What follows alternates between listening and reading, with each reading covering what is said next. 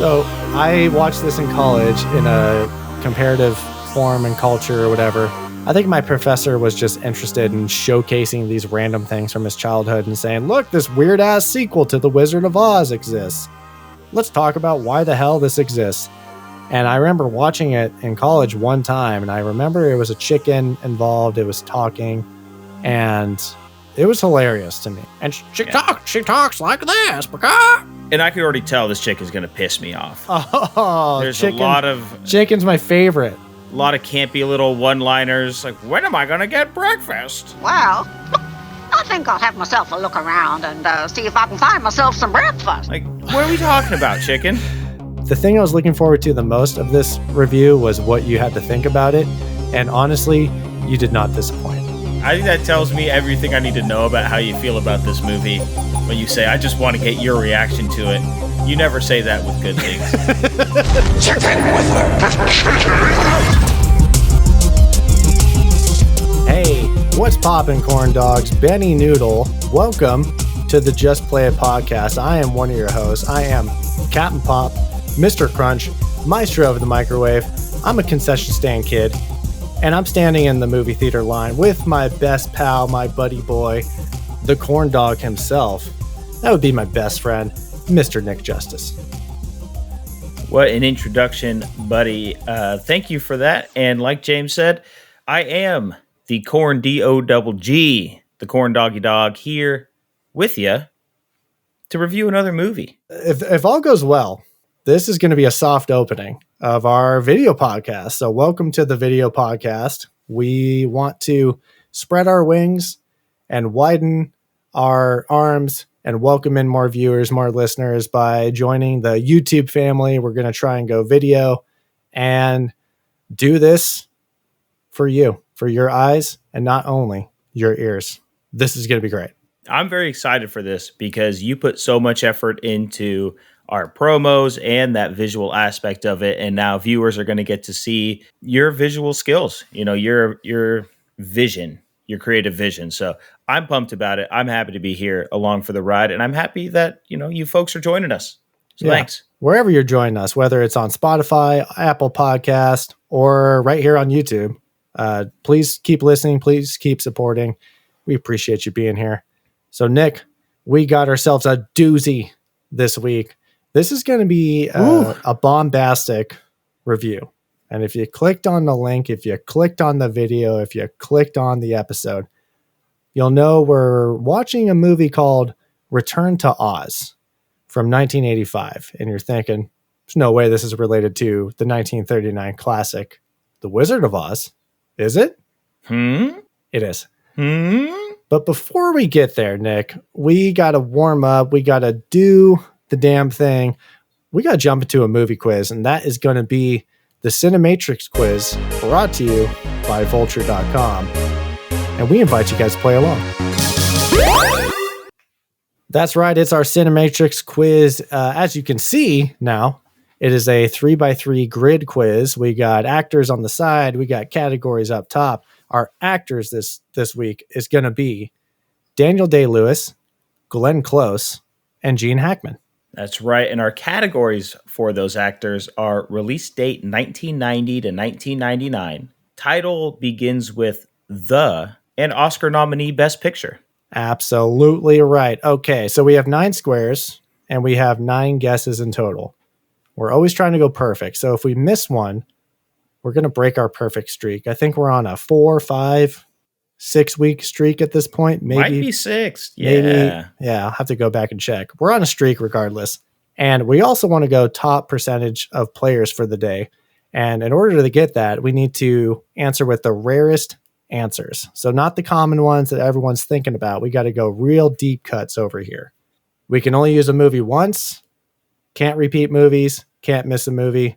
Got to go perfect. Nick, how do you feel about these actors and this category? The actors I'm okay with. Oscar nominated Best Picture always scares me. It's specific because sometimes the category is just Oscar nominated movie, which could be for any Oscar category, but this is specifically Best Picture. So I also don't think we're going to do great on the percentages. I think we can get the movies though. You think so? I think we might be able to get high percentage, but perfect nonetheless. So let's give it a shot. Let's go ahead and start this one off, James. Okay, where do you want to start? Let's start top left, Daniel Day-Lewis. Okay, so how we do this is we strategize which movies we want to select for which category, because they can fit in different categories. They can also fit with different actors. Well, Vulture.com tries to get tricky with us. So, Daniel Day-Lewis, I know he was Abraham Lincoln in Lincoln. I'm pretty sure that was nominated Best Picture. Oh, 100% it was. Was he in There Will Be Blood? Yes, that was him. Okay, that's another Best Picture nomination, I'd say, but it doesn't fit the other categories. I know he was in Gangs of New York. I don't think that fits in any of these. That's not from the 90s? I don't think that got a Best Picture nominee. No, that was early 2000s for sure. What about, isn't he in My Left Foot? That I don't know. Which I think is the Best Picture nominee. I do know he was in The Last of the Mohicans. There's your the. But that was also in the 90s. There was also a movie that I remember with him and Winona Ryder, where Winona Ryder, it takes place in Salem and she's a witch. Oh, I know what you're talking about, but I guess I don't know the title of it. Was it The Crucible? It might have been The Crucible. Doesn't sound familiar to me, but I would defer to you. Okay, well, let's start knocking some of these out. So, Daniel Day-Lewis, title begins with I think The Last of the Mohicans is probably our best guess. Let's do it. All right, let's lock it in. I think we're going high on the first one. What do you think? It's going to be 70% guess rate? 80? It might be up there. It's 50 plus for sure. The You ready? Last of the Machokins. Let's go. 49. Okay. Technically, 49. it could get beat if there's a 51%, but probably not. It's probably the most popular answer. Now, this movie you referenced, My Left Foot, is this the 90s or is this earlier? It might be the 90s. And I think I think he's in that. I think it's... Fuck it. Just do it. Just do it for the 90s. My Left Foot. I don't feel good about this one at all. Oh, wait. The Story of Christy Brown? I don't know. Do we not? The other option is aliens abducted my parents and now I feel kind of left out. Okay. How do you feel about the 90s? Did you have an answer for the 90s? It was the witchcraft that Salem one. witch trial one. What happens when you type in The Crucible? It's there. Let's do that. Because what if My Left Foot was from the 80s? I'd feel awful. We're going with The Crucible. 10%. Let's go. Let's go.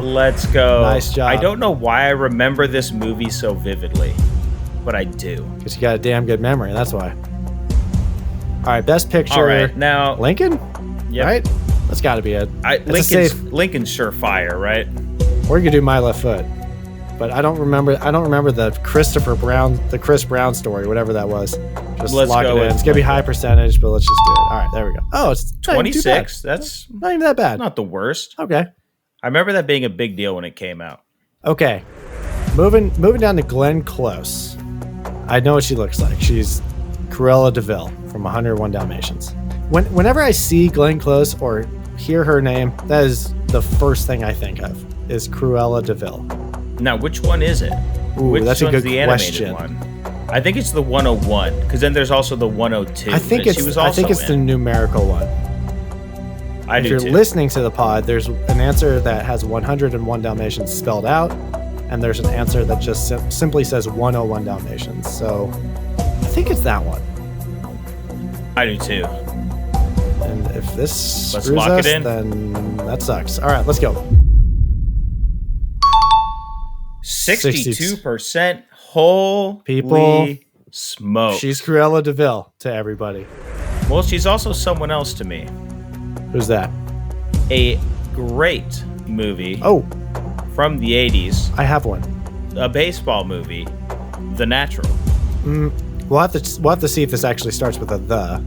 But she is one of the supernova core higher-ups in the Guardians of the Galaxy. I believe it's just Guardians. It is just there's no Guardians, so we're going to go with the natural.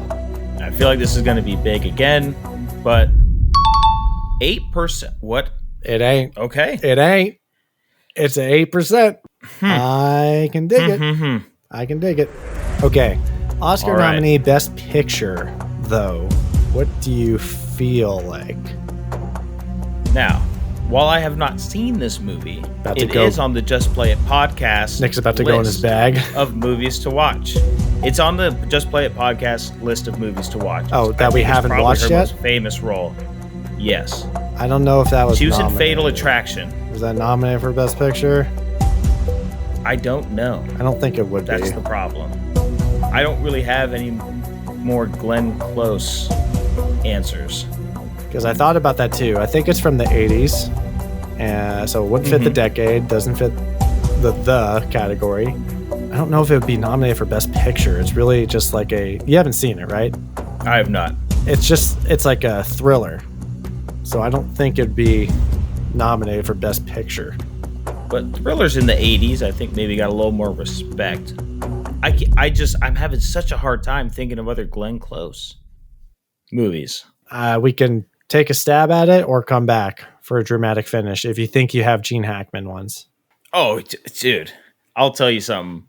The Justice household, Jerry Justice, my father, loves Gene Hackman. Gene Hackman is a staple. We might be in good hands then. Yeah, I have answers for all three. That's for sure. All right, well, let's just knock them out. 90s, what do you got? For 90s, I'm going with a little movie called Crimson Tide. Haven't heard of it. You're joking. The submarine movie? Oh. Now you say submarine, that sounds familiar. I might have seen it, but no, I don't think I have. Okay, that's okay. Well, let's lock it in and guess it. Save the disappointment for later because it's 14%. I think that it's a movie. This is a movie I absolutely love from the bottom of my heart. It's a movie called The Replacement, starring Keanu Reeves. Okay, I was going to go with Francis Ford Coppola's The Conversation. Oh, which I think is Gene Hackman. What would you like to do? I am 95% confident that's Gene Hackman. Once again, ball's in your court, buddy. I know The Replacement's 100%. Type in The Conversation. Gene Hackman. See if it pops up. It's there.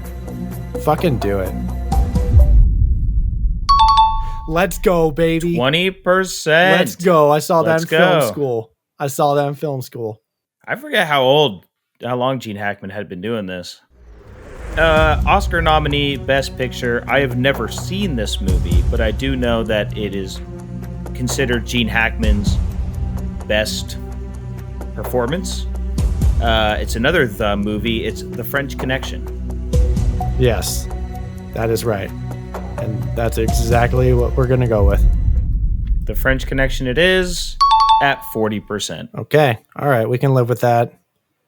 I don't think this is going to be anything crazy high percentage or low percentage, if you will. Closing it out with Glenn Close.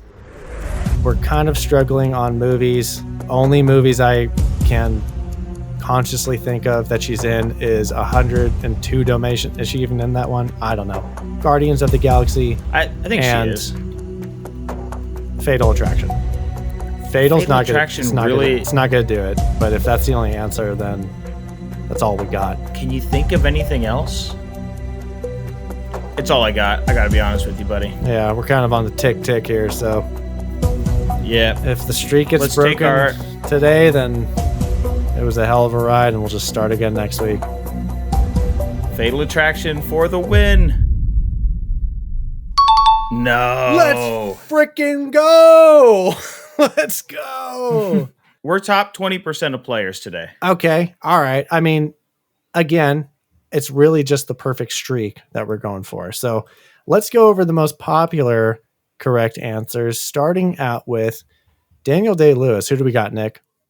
Or what do we got? For Daniel Day-Lewis, in the 90s, Last of the Mohicans, movies that start with The Last of the Mohicans, and Oscar-nominated Best Picture, There Will Be Blood, which you had called out. Perfect. Most popular for Glenn Close 90s was 101 Dalmatians, numerical, of course. The is going to be The Wife. And Best Picture is actually going to be Fatal Attraction, which I am shocked about. That was killer, dude. That was awesome. And then rounding it out, Gene Hackman for the 90s, Enemy of the State, great movie. Starting with The Royal Tenenbaums. And Oscar nominated was our pick, The French Connection. Moving over to the rarest correct answer, starting out with Daniel Day-Lewis. 90s, we got The Boxer. For we got The Bounty. And for Best Picture nominee, we got Gandhi. For Glenn Close in the 90s, I believe that says In the Gloaming? In the Gloaming? That can't be right? In the Gloaming is correct. Okay, so for Glenn Close in the 90s, we have In the Gloaming. For starting with we have The Elephant Man. And for Oscar nominee, she was in Lincoln. And the Lincoln... So that was her connection. And the Lincoln poster link is broken. The Lincoln link is not logging over here. Nice. Rounding out with Gene Hackman, rarest correct answers, 90s, we got Company Business. We have The Mexican. And Best Picture nominee, we have Reds. Okay, hey, streak is alive. We are still perfect. We are amazing. And I love us. I love us too. I feel warmed up. I feel like my kernels are popped. I feel like your dog is deep fried. And I feel like we can do this damn thing. So, Nick, let's get into the movie that we are discussing this week.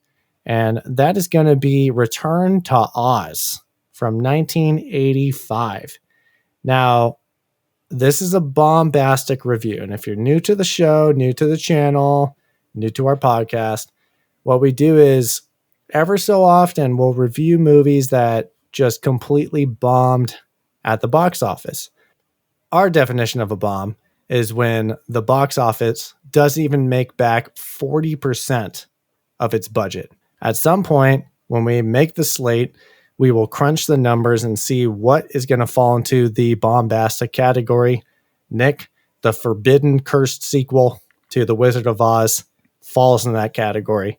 And the fun part is, at the end of the discussion, one of us is going to guess what we think the box office was and what we think the budget was.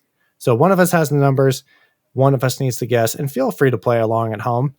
This week I'm guessing, which is my nightmare, just like this movie, because I feel like I can never really nail these things down. But you know what? I'm feeling good about this one. I'm feeling good. Nick, you have the numbers over there. Hopefully it's a wild photo finish with the dollar signs. You'll be surprised. I think you'll be surprised. But let's get into this, James. Let's get into this movie that no one asked to be made. This movie is directed by Walter Murch, and he is mostly known for being in the editing room. He won an Academy Award for Apocalypse Now. He's in the cutting room. He is going to work in there. This is his first directing job, however. And you know what's funny is the only other directing job he's ever had was he directed one episode of Star Wars: The Clone Wars. And it was the episode The General, which is part of a very good story arc in that movie or in that show. But those are the only two. It was this, and he didn't direct anything until the early 2010s. That's a weird. Yeah, weird. Right? I guess this is Return Poison, to Oz, but... the random ass sequel to The Wizard of Oz, and one episode of The Clone Wars. But he does have ties to George Lucas, and I'll get into that very soon here. Now, Nick, before we even get into this, I have a lot to say about this movie. I gotta set it up real quick. Take it away. Like I said, it's a sequel to The Wizard of Oz. Right out the gates, I'm gonna say that. It's based on the books, The Marvelous Land of Oz and Ozma of Oz. So it is going to have a lot of canon ties to books. It is. So they're melding two storylines from the other books. One of the books, they take a lot of storyline aspects from, and then the other book, they kind of handpick character names and character traits, I'll say. So I think that can't go wrong. I think it does favor one book more over than the other. whenever we see these random movies on our slate, I always have the question, why? Why was this made? And I have the question, how? How was it made? So I'm going to start out with why. So this is all going to come from Film Freak Central, from an article titled A Conversation with Academy Award-winning editor Walter Murch, and this is from May 2000 by Bill Chambers. So Murch got attached to this by Disney approaching him in 1980. They pulled his name from a short list of people. Disney essentially asked him, hey, what do you got that we want? And Murch pitched to Disney in his interview that he was interested in doing another Oz story, as he had grown up reading all of the Oz books. And with this being based off The Marvelous Land of Oz and Ozma of Oz, Disney perked up because they had the rights to the Oz movies. And Walter Murch didn't even know that. It was all coinky-dink. So they became a lot more interested in Murch because the film rights were actually going to run out in the next 5 years. So Murch wrote a treatment, then a script, then it was go time. So Disney's just been ruining classic stories for, generations now. Wow. So that is... Shots fired, my friend. That is why. Let's get to the how. And this is more specifically, how did it fail? Why is it on this bombastic list? Well, this is also going to come from that same article. Walter said there was reluctance from the studio to fully support the movie. One of the main reasons being that the studio is actually going through management changes. So Nick, I looked into this. This reminded me a lot of our conversation about Leonard Part 6 and the great Coca-Cola takeover of Columbia Pictures.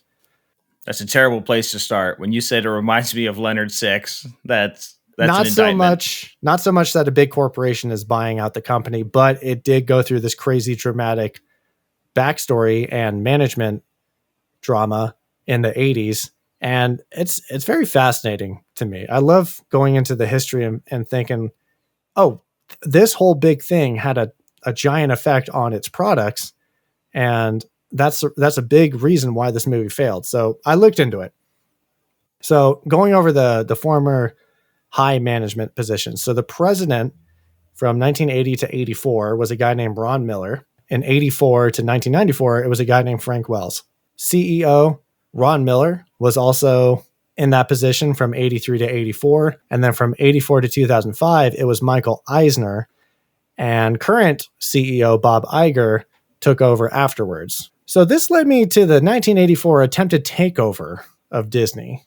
And this article titled Walt Disney Company, the 1984 Attempted Takeover and the Recovery Plan devised by Michael Eisner, written by Pamela Howell of Western Kentucky University. This is from 1997. So in 84, there's a guy named Saul Steinberg. And if you look this guy up on Wikipedia it says Saul Steinberg, and then in parentheses it says businessman. He does business. He's a businessman.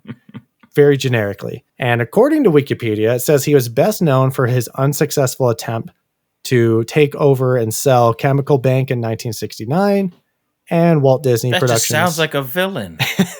And Walt Disney Productions in 1984. You're just a businessman who's going to try to take over Chemical Bank? Come on. What is this? Gotham? It's Roger Rabbit villain. Wait till you hear the terminology they have for his business strategy. So Roy Disney, I can only imagine he's related to Walt, and Stanley Gold. I'd hope so. They led a campaign strategy to oust Ron Miller from the CEO position and hire Michael Eisner and Frank Wells to rediscover a financially strong company. Now, why was Disney a target? So Walt Disney died in 1966. The company ran off the motto, what would Walt Disney do? WWWDD. Not in lore, I just made that up. But they did ask the question, what would Walt Disney do? What would he want for this company? In 71, the film division accounted for 50% of its total revenues. But by 1979, it had fallen to 20%. So by the early 80s, Disney had fallen off the movie production game and was looking like a sweet business opportunity for Steinberg to buy and then sell the corporation in pieces for more than the stock cost. So evil Steinberg over there is rubbing his hands. Little arbitrage. Mm-hmm. Oh. Steinberg was known as a corporate raider who acquired companies and hostile takeovers. That's the terminology they use. And he would take them over and then get rid of management. Yeah. Do you know what a hostile takeover is? Enlighten me. So you need to rally at least 51% of the stockholders, or however many people hold the stock, if you get more than 50% of them, you can go ahead and oust the board, and you could oust the CEO for any publicly traded company. That's a hostile takeover. It's rallying the troops, getting 51% of the stockholders. That could be 2 people. It could be 500 people. And then they use their stocks because, right, if you have a share in the company, you get to a vote. You have a say in the company. And so you can go ahead and oust leadership. So this is what he was doing. He would get into a company, acquire some shares, rally the other shareholders, and then take over the company and install himself as the leader. Corporate raider over here, Steinberg. Ruthless raider, Steinberg. Yikes. Yeah, so I'm sure you've heard of the terminology greenmailing as well. So that's going to come into play here later. Disney's strategies to ward off the takeover included 1, extending their line of credit with Bank of America from $300 million to $1.3 billion. 2, they played the real estate game, where they wanted to make the company bigger and more expensive by acquiring more real estate. And finally, 3, there was paying greenmail, which is when a company buys back shares at a premium to prevent a hostile takeover. And Steinberg promised not to buy any Disney stock for 10 years after this. So if you're interested in stocks and investments and the history of Disney and corporation history, definitely give that a read. It's a 31-page thesis from some college student that I found online, one of those just scanned documents from the 90s that's all crooked. It was a very interesting read. Big Wolf of Wall Street type crap, but back to this. This is all happening in the background, and the corporation as a whole is facing some sort of impending doom. So you can only imagine why Return to Oz is being some just neglected child. It's getting some divided ass attention by this change in management behind the scenes. Yeah, that would make a lot of sense, right? Like you said, it's getting split attention or no attention, and you're so far down on the totem pole of problems for Disney that they're you have no oversight. There's like no quality oversight. I don't care about your creepy, weird ass sequel to Wizard of Oz, dude. You one-time director. Wizards, we're trying to prevent a hostile takeover over here. While you're worrying about wizards and ruby slippers, we're trying to prevent this corporate raider from coming in. Back to Murch. The change of management didn't help, and there was also changes to the crew. The crew that started this production is not the same crew that finished the production. There was difficulties filming. This actually took 114 days. So for reference, 8 weeks is normal. And if you're going by a 5-day work week, that's 40 days. This is 114. Also for reference, a movie we reviewed earlier in the year, Furiosa, that sick ass 15-minute sequence in the middle of the movie, they filmed that entire 15 minutes for 78 days. So that is a long, long time. That's almost twice the amount of an average movie. Yeah, it's like 5 times of some of the movies we've reviewed, like The Wraith. That was like 3 weeks. So what didn't help was Fairuza Balk, who's a child actor. She's going to be our Dorothy in this movie. Basically, according to child labor laws, it would prolong the shoots because she was apparently permitted to only work 3.5 hours a day, and she was in 98% of the scenes. So you can see how that can prolong production. That'd slow you down a little bit. Didn't we run into the same thing in BMX Bandits? We did. With child labor laws? We did. Yeah. But that was, at least you had a couple adult actors to cut away to and kill some time or fill out the shooting day with the rest of the crew. This one was just, Dorothy's in it the entire time. So you're really at the mercy of child labor laws. So Murch struggled with that. He also struggled with shot compositions, tight versus masters. Dorothy's the only human character at most times in the movie. So there's a lot of puppets. There's a lot of robots and claymation. So he was scared of master shots because you would see puppeteers and the puppets couldn't move. He would, being a first-time director, he doesn't know quite what he's doing. And after the first 5 weeks, studio actually hated what they saw and they fired Murch. Walter Murch got fired 5 weeks By in. Murch. Not by Murch, because in the credits, there's a special thanks to Robert Watts and George Lucas. So George Lucas, the homie, is going to come in for the win. So he heard this happened, flew from England to Japan. I heard he actually called the head honcho at Disney at like 2 a.m. because he was in Japan. He didn't know what time it is. And he says, "You're making a mistake. You can't fire Murch." So he says, "I can do what I want. I'm the head of the studio." Click. So George Lucas flies from Japan to England. He met with Murch, saw what they had done, and convinced Disney that this was going to be great. They just need to trust the process. And he said he would personally step in and take control if they had another bad feeling about this. And they agreed and said, "All right, Walter Murch, you're back on. Let's do this." But by the time post-production rolls around, the new management is at Disney. They weren't interested in Return to Oz because it was dark, it was not a musical, and they ignored the project. So Murch got creative license for the final cut, which is cool for him. But the downside was that they supplied zero support upon its release. That's the why it was made, and that's the how it failed. So did George Lucas take an active role in this at all? No, basically just got Walter Murch's job back. He was ready to step in, but according to my research, I didn't find anything that he was associated with the production other than that. I was going to say, because this is George Lucas mid-divorce. This is a dark man. Oh, is this Divorce We've Lucas? seen Temple of Doom. Oh, no. And 1984 is Temple of Doom. He was probably so pissed. He's like, "I'm flying to England. I'm so mad about my divorce. Yeah. I'm fired up, man. Yeah. I got nothing better to do." So many things to say. He saw Murch's product, says it's dark and I love it. We're going to keep doing that. It's very Temple of Doom adjacent. I love how you always remember he was going through a divorce in the early to mid 80s. It makes so many more things make sense. Not just a divorce, but he admitted in Temple of Doom that, like, yeah, it was dark and shitty because I was going through a divorce.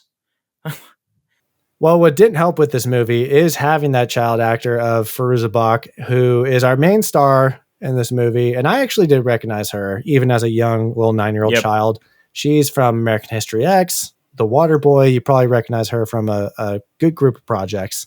Also on the call sheet, we got Nicole Williamson and Jean Marsh. Yeah, I recognized Fairuza Balk right away. Vicky Valancourt. I saw it in the eyes. Just knew it. That's her. There's no mistake in it. Now, this is usually when we go over the budget, but like we said, this is a bombastic movie. So we got the cruel rule in effect here because I think we had different reported budgets. We're going to go off a reliable source, what we think is a reliable source at the end here when we do the big reveal. But now that we got all of that out of the way, I think it's time to read the log line, jump in the plot talk. Nick, take it away with that log line, please. Dorothy, saved from a psychiatric experiment by a mysterious girl, is somehow called back to Oz when a vain witch and the Gnome King destroy everything that makes the magical land beautiful. All right, so we are not in Kansas anymore, and we are not in 1939 anymore. And Nick, we usually have talking points at the back end of plot talk, but I'm going to present my questions up front. I'm going to do it a little bit differently this time. This movie is such a departure from the 1939 Wizard of Oz in so many ways, from the actors, from the vibe, from it not being a musical. The movie kind of hinges on Dorothy's sanity. So as we go through the plot talk and as we reminisce on the movie we watched this week, I want you to think about, is this real? And if it is, how does this movie work? Or is this not real? And is Dorothy actually insane after taking a window concussion to the head from the tornado? And how does it work if it's all in Dorothy's head? Is this a psychiatric experiment that we are just witnessing through this 9-year-old girl's scrambled brain? Or is it real and how does it work? Because either way, I think we have a lot of questions. Whole lot of questions. Well, we're going to go ahead and be able to answer those in Plot Talk. Plot Talk. Did that new Plot Talk lady just moan? Is she getting hornier by the week? What's going on here? Where's the old guy? Bring him back. Well, we jumped right into this movie. Our opening credits, James, as you mentioned before in your summary of the movie, first thing I noticed, Walt Disney Corporation. I go, wait, this is Disney? This was MGM. So the film rights did get transferred over to Disney, as you were saying, and so this is a Disney story.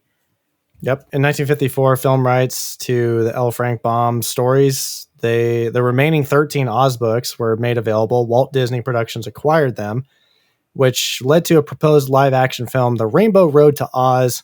It was ultimately abandoned and never completed. In 1985, Return to Oz hit screens, which performed poorly, both critically and commercially, as we all know now. But it developed a cult classic following because since its release, the fans of the books considered it to be a more faithful adaptation to the Oz books than the 1939 classic. After Return to Oz, Disney lost the film rights to the Oz books, and they subsequently reverted to the public domain. So I do want to point that out. There's a lot, all of our what the fuck questions we have and decisions and characters and character names, a lot of it is canon, and I'm going to be pointing it out as we go along. But for audiences coming in, was it 46 years later and coming into a sequel, there's a lot of what? Did they make this up? Were they smoking crack? What is going on here?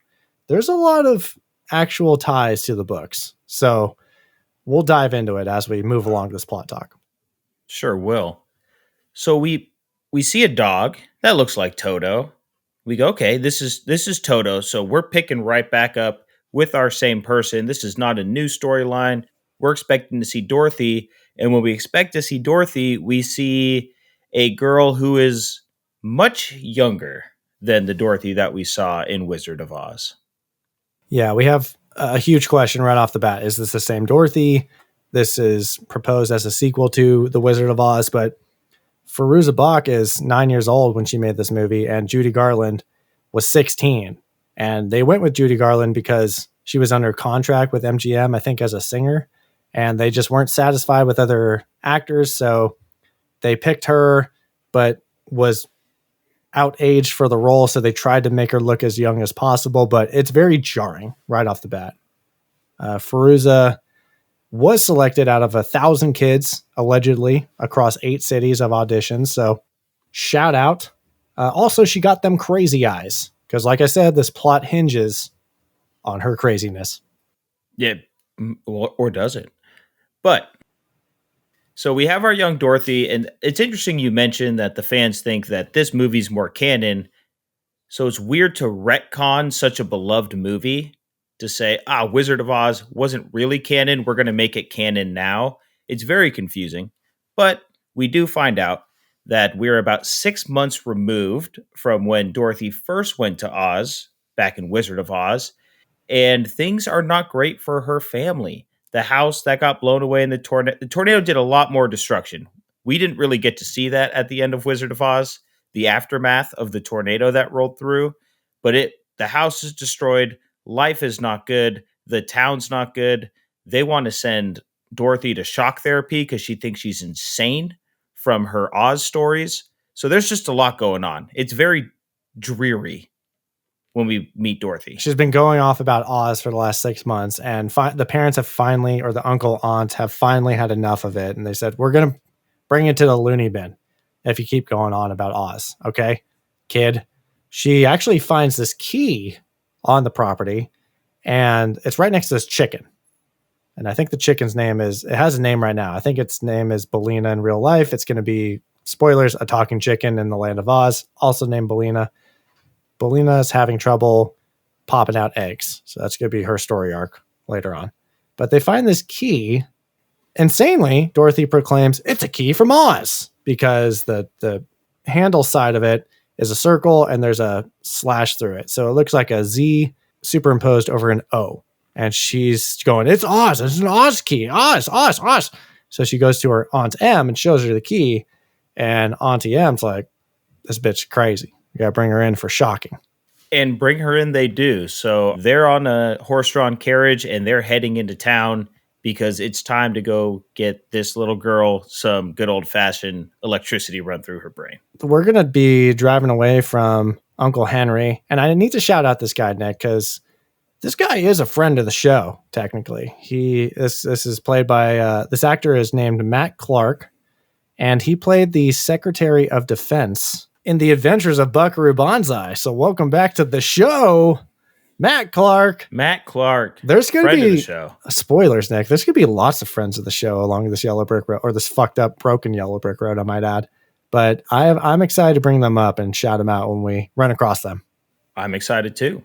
So we get into town. We're going to meet our shrink, and she's going to be telling about her friends that she met in Oz. And one thing that caught my eye is she mentions the Tin Man. So apparently he wasn't always a Tin Man. He found an axe and started cutting off his limbs and replacing them with tin parts. Yeah. Until eventually he was fully a Tin Man. A little dark. A little weird, but maybe that's canon to the story. It probably most definitely is. It's just weird to retcon it at this point, to me. Instead of starting over fresh. It's a decision. Which is probably... Disney nowadays should always start over fresh with a new story. Say, no, we're going to do book accurate Oz for the fans. Just start over from the beginning. No. And then, but... They decided to make this a sequel. But you did bring up a fun fact about it was the longest running sequel until a certain movie broke it. Until 2006 when Bambi 2 came out. Disney just had to one-up themselves. They said, you know what? We can't have the longest running sequel be this weird-ass sequel to The Wizard of Oz. Let's just pump out Bambi 2. You know what we could do? We could honestly produce a movie. We can go find a movie from the 1800s and create our own sequel, and technically we'll hold the record. Okay.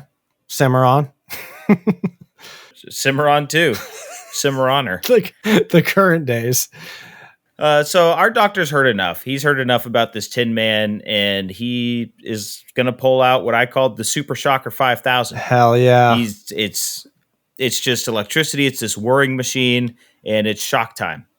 And at this point, we're wondering, was Oz a dream or not? So what you were saying at the beginning, James, with your question, and I'm sitting here thinking, if Oz is real, then I'm very vindicated in my theories from our Wizard of Oz episode of the alternate reality. I'm not going to debate it because there's a lot to unpack here. It's a lot to get into. I have a lot of questions as well. 100%. Everyone does. Yeah. And I want to shout out the doctor. So this is another friend of the show, Nick. I'm very excited about this one. So Dr. Worley is just like the Wizard of Oz. They're going to be playing alternate reality counterparts, and he's going to be our gnome king. He's going to be our big bad. So he's played by Nicol Williamson. But Nick, welcome back, friend of the show, Nicol Williamson. Last acting credit ever was playing Cagliostro from Spawn, which is a movie we watched last year. Hell yeah. One of the redeeming characters of Spawn, Cagliostro. Cagliostro was sick. He was a hobo that was our narrator in a terrible movie.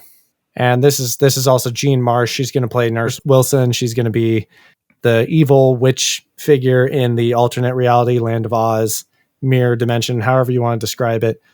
These are basically our three main human actors of this movie. So we're staying the night in this psych ward. We do meet this girl. She's mysterious. She's around Dorothy's age, and we don't really know what to think about her. She wants to help Dorothy, but we don't quite know what's going on. There's a storm going on outside, though. So we know trouble's brewing. It's similar to I was thinking to myself, is it another tornado? Is that our mode of transportation every time we go to Oz? Another natural disaster. And we're going to run an escape out of this insane asylum. It hadn't been shown to us who the bad person's going to be, usually like the witch, but I understood that it is our Nurse Wilson. Oh, I don't know. Going to be our Nick. bad person in Oz. Was it the supervillain costume she was wearing? What the hell was that? Some Maleficent ass, super sharp shoulder accents on her nurse outfit? I'm sorry. No, I'm not buying that. You're bad. This bad nurse does chase them into a river and jumps in the river like she's going to swim after them, but just sits in the water. I'm like, why'd you get wet? You could have just, if you were not going to pursue, just stay on land. All this goes on, craziness, river, storms are brewing, and Dorothy gets knocked out. And when she comes to, where is she, James? She's in the Land of Oz. I didn't know where she was at first. I thought we were still in the real world. I was thinking, where is this body of water? We're in Kansas. I don't know if it's known for lakes and whatnot. It looks like the ocean at some point. We learned that she washes up in the Land of Oz. We back. And not only that, but there's a talking chicken. This is some place for a chicken coop. It's her chicken. It's Belina. Belina showed up out of What's nowhere. going on here? The girl that helped her escape is gone, and it was replaced with a chicken that can talk. And she talks like this. And I could already tell this chicken's going to piss me off. Oh, chicken's my favorite. This chicken is a mixture of live action chicken, and a real life chicken, and a puppet chicken. And it's voiced by a human, obviously. Nick, this is canon. So in the book Ozma of Oz, it starts out with an ocean voyage with her Uncle Henry to Australia, of all places, from Kansas. Dorothy is for BMX biking. For BMX bandits. Dorothy is blown into the sea by a storm.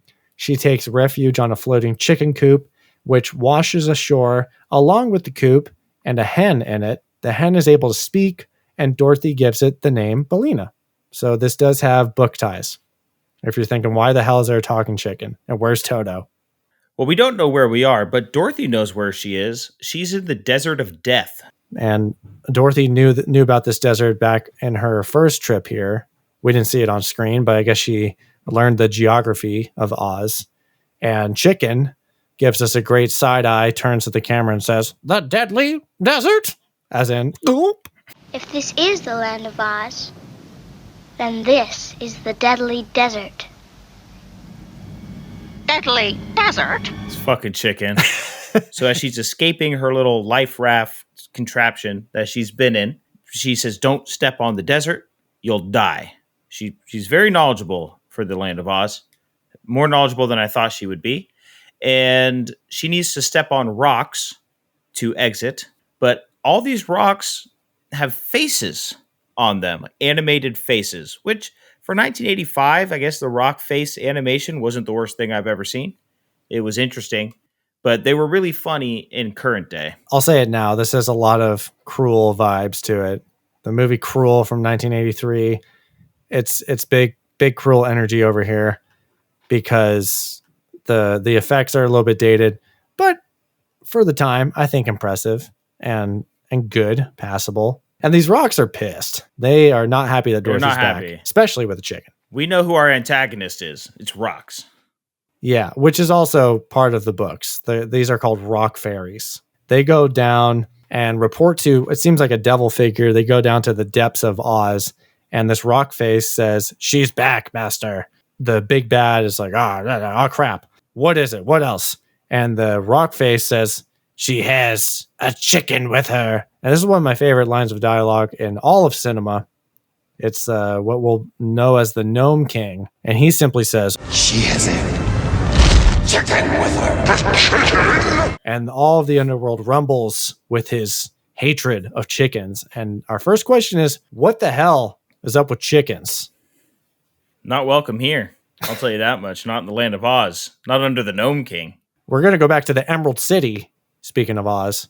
Well, before we get to the Emerald City, we're going to take a quick stroll. We end up in Munchkin Land. Oh, again. Yes. We're in the town. Dorothy sees her old house that the tornado threw. So if you're ever wondering, is this directly tied to Wizard of Oz?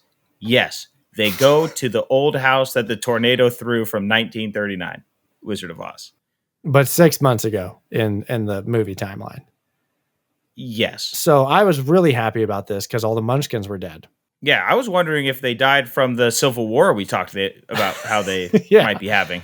Well, as we know from the last episode, I hated the Munchkins. They were my least favorite part of the movie. I thought that was just annoying and unnecessary. So I was happy to see that Munchkin Land was kaput. But what's a big womp womp is the Yellow Brick Road is all fucked up. It is crumbled, destroyed. Looked like a tremor worm ran through it. Now, if you were worried that you were maybe not following the plot of this movie while you're watching it, have no fear. This damn chicken and the rocks will be explaining everything along the way. She sees the Yellow Brick Road. It's destroyed. She goes, "The Yellow Brick Road." The chicken goes, "Well, it looks broken." "Yes, chicken. We saw that. We saw that the Yellow Brick Road is broken." And the rock man goes, "She'll never. It doesn't matter. The road is broken. I destroyed it." We're like, yes, we understand. We've picked up the pieces of the puzzle. Rocks and chicken, Thank you. There's going to be a lot to explain to tie it back to the book. So I get the over-explaining, but like we say in movies, it's a sin. Got to show, don't tell me. Especially in the form of a claymation rock face and a talking chicken. But like you said, James, we do end up making our way to the Emerald City, but that is also destroyed. But we're gonna walk through. We're gonna see what's happening. Everything organic is turned to stone. Yeah, it looked like Medusa strolled through and fucked shit up, but we know some bad wizard, some bad witch came through, and it's looking like some dystopian thing. It's looking like the Back to the Future bad future when Biff took over the town. Riff raff, it's deserted. There's graffiti on the walls. Also, there's spray paint in the Land of Oz because on the wall there's spray paint that says "Beware the Wheelers," and we're gonna meet this weird kind of Mad Max flamboyant gang of people who have wheels for hands and feet. Come here, chicken!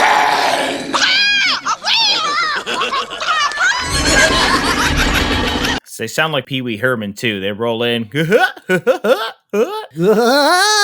reminded me of like a Spy Kids bad guy. But Nick, yet again, this is canon because this is from the book Ozma of Oz, where Dorothy and Bellina are menaced by a tribe of brightly dressed wheelers who have wheels instead of hands and feet. So it's not a weird creative decision by some coked out 80s movie producers and creatives. This is straight out of the books. This is where the other books are going to come into play. The Marvelous Land of Oz. Jack is a character we'll meet later. And this sawhorse they brought to life, which we'll kind of see later too. They arrive at Emerald City in the book and they meet with the Majesty Scarecrow. Scarecrow's the King of Oz in the books and the King of Oz in this movie. But there's an evil crew that invaded Emerald City. They terrorized the citizens. They looted the city, caused great havoc and chaos. And our protagonist of that book joins the Jack character and Scarecrow in the palace, and they escape on a animated sawhorse. So this fucked up version of Oz is from the books too. Spoiler, that's not going to happen in this movie. What is going to happen is we're going to run into a dead end. We're going to see a keyhole sitting there, and the viewer thinks to ourselves, oh, she has the key, the Oz key that she got back in Kansas, and she will put it in the keyhole. Again, if you weren't able to pick up on that simple point, our chicken's going to say, it's a keyhole. Use the key. The key. So there's this random wall in the city they happen to run up on that has a keyhole for the key that she has. They do open it up to escape the Wheelers. Oh, before we do this, the Wheelers also have now explained to us that chickens are most definitely not welcome here. So it's the second time. Isn't that a chicken in there with you? The Gnome King doesn't allow chickens anywhere in Oz. Also with the Wheelers, I'm going to bring up one of my nitpicks. Nitpicks. It's that these are horrible henchmen. We'll learn that they're henchmen for a big bad later. First off, why pick somebody who has wheels for hands and wheels for feet? What are they going to do? Wheel you to death? I don't know. I'm not intimidated by these goofy, laughing Pee Wee Herman ass, Mad Max, wannabe ass wheelers. I feel like if you go up a 30% graded slope, they couldn't follow you. Exactly. You just roll back down. Motherfuckers always trying to ice skate uphill. And another nitpick I have with them is that they have every opportunity to, whatever power they can do with their wheels, kidnap Dorothy, murder her, do whatever they need to do. They're giving her plenty of time to discover that she needs circling her. Just letting the chicken give information, exposition that she needs to use the key. And they don't take her at all. They are taking their sweet ass time. They're spending too much time maniacal laughing when they should be getting down to work. They are bad henchmen. But love maniacal laughing and circling. Yeah. So we open up our trap door and we're going to meet our first, well, I guess Bellina is our first sidekick, but just like in the first Wizard of Oz, we're collecting characters. We're collecting a crew along the way, and we're going to meet our first crew, and this guy's name is TikTok. I want to point out, again, this is canon from Ozma of Oz. This is described as a clockwork man named TikTok, and actually one of the first intelligent humanoid automations in literature, I might add. And Nick, Interesting. I think what going back to what I said about how fans thought this was more faithful to the books, if you look at those illustrations, the iteration of the Tin Man and the Scarecrow and TikTok and characters we'll meet later along the way, they look exactly like they do from the illustrations from the book. So I think fans of the books were very pleased with that. And we have brought up in prior movies how pissed off we get when creatives and film producers don't stick with the source material. So this one I felt like was very faithful to the visuals, names, kind of reimagined the order of events, but this is a real character from the book. And he's also practical, I think. How's this guy work? He's very short, stout, round. Yeah, from what I was reading, they actually did hire a gymnast who contorted himself to be in that little bodysuit and walk around. He's no taller than Dorothy, I think, right? Yeah, props for the practical. But he knows who Dorothy is.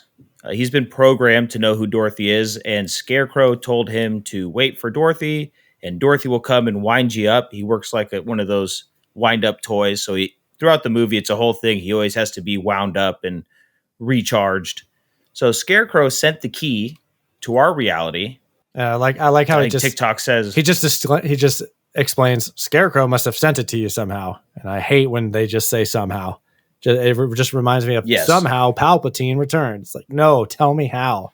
So this is going to cause one of our big questions of, can they jump into our reality? Can they go through a time rift? They manipulate our reality. Yeah. We don't know. It's a great question.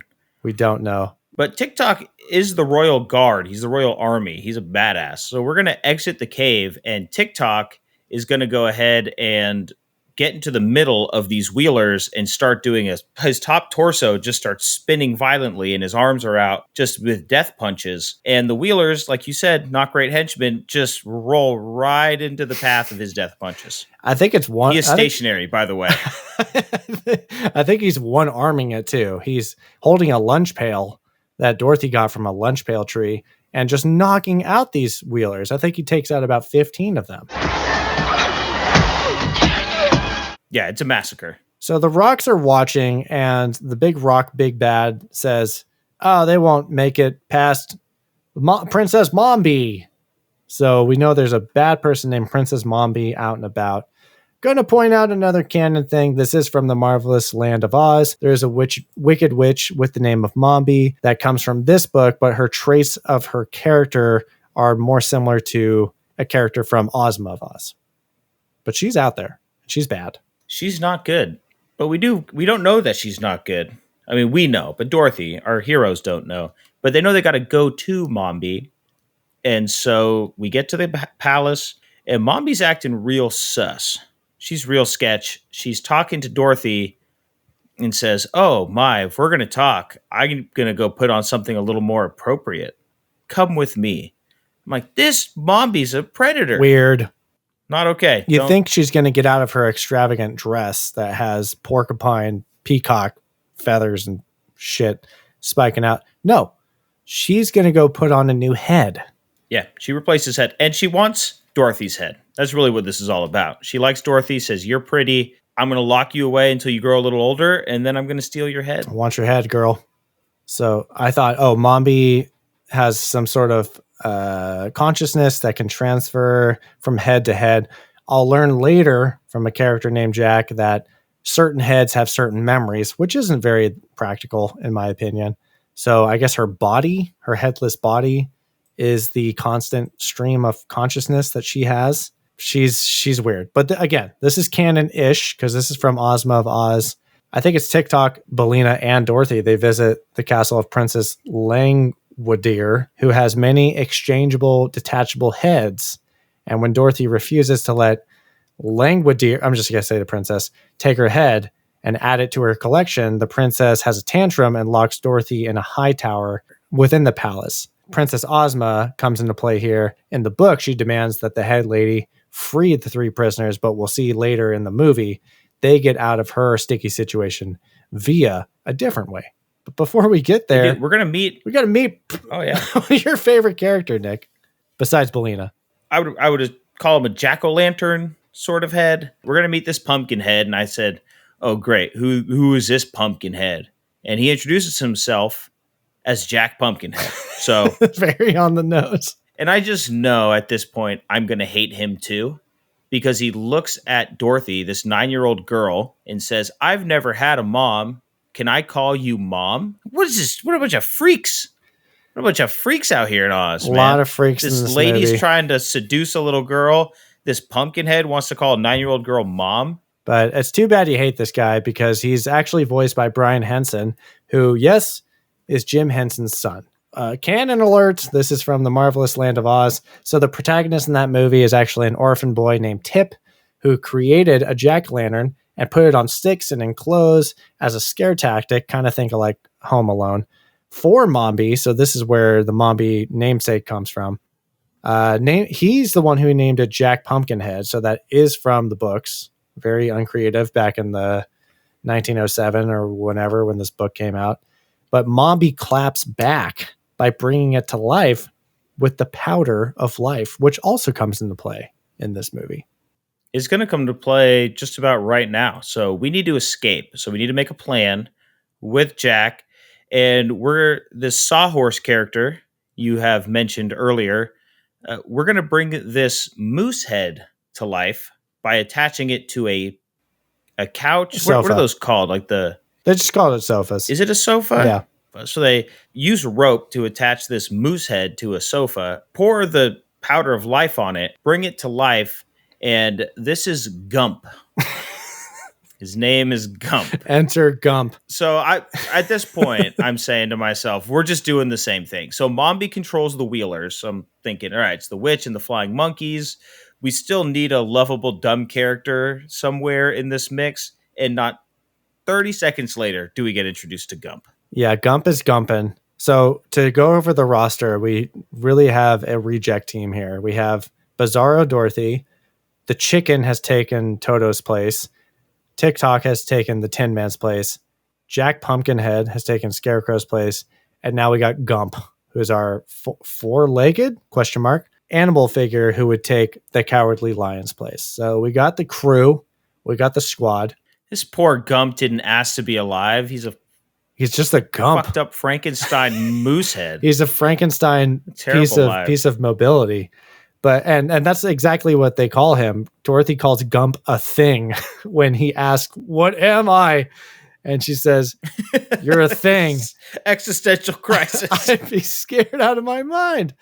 Canon shout out. This is from The Marvelous Land of Oz. So the Scarecrow in the book proposes manufacturing a clever flying machine with a Gump stuffed head, and that's like a fictional green moose, I guess, to direct it. The protagonist uses the powder of life to animate this machine, which is assembled from 2 sofas, palm tree leaves, a broom, and tied together with clotheslines and ropes.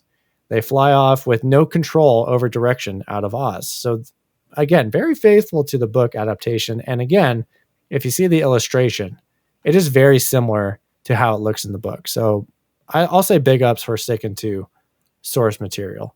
But Nick, I got a Gump fact for you. And this is going to be Gump me. Even more friends of the show. I don't know if you're even ready for this. So Gump is voiced by Lyle Conway, but he does have more special effects credits than acting credits. So he has 3 acting credits in total. And we've actually seen 2 out of his 3 on this podcast.